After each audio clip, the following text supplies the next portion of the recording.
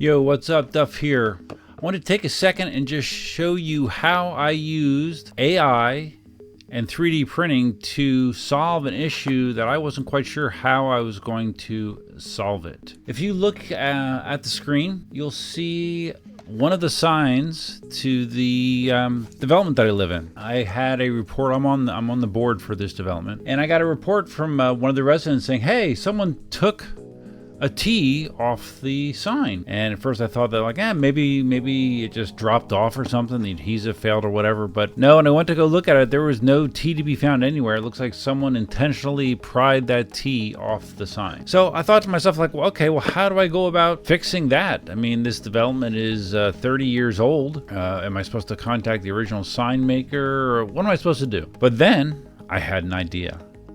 I took a picture of the sign, and the picture that you see here on the screen, and I uploaded it to Google, to the AI side of Google, and you'll see what it came back with. I said, hey, what are the fonts used in this sign? It gave me one font possibilities for the woodstone up top. It gave me another set of possibilities for the estates in the bottom. And the first match there that it mentions, Gill Sans Extra Bold, when I took a look, I realized that it's pretty darn close. So I then decided that I could potentially 3D print this letter to fix the sign. So I took some measurements of the existing T just to get an idea of the dimensions of it. I did a few test prints just to see if the font is a close match. It's not exact, it's close. And then I did another test print, a bigger test print to see if I got the size right. This was still too small. Then I did one final test print in white. These are all just not done in PLA, because these are just for templating. This looked good. So I went into Bamboo Studio.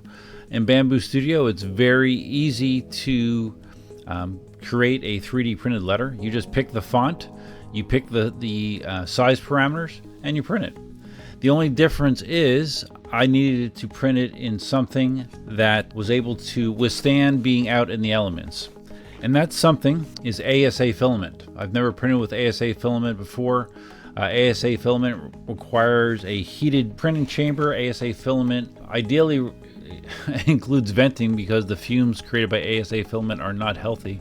I don't have an official venting system on my Bamboo Lab H2S, but I figured I'm just printing one letter, so what harm can it do me? So anyways, printed that letter, and here you can see when actually, let's look at this one first.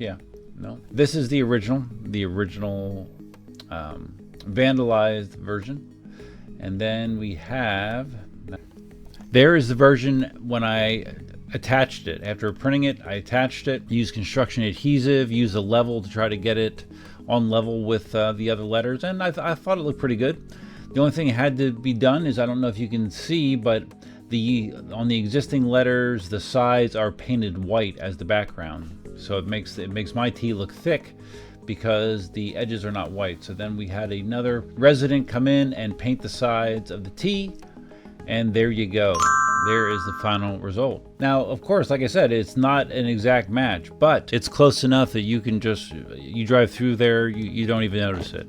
It looks good. So I just thought it was kind of cool. A cool way to use technology, using AI, using 3D printing to inexpensively and quickly repair something that at first I thought was going to be a real hassle to get addressed. So just another cool example of the good things technology can bring. Of course, there are a lot of negative things as well, unfortunately, but there are a lot of good things, and this is just an example. That's all I got. Real quick one. Duffman out.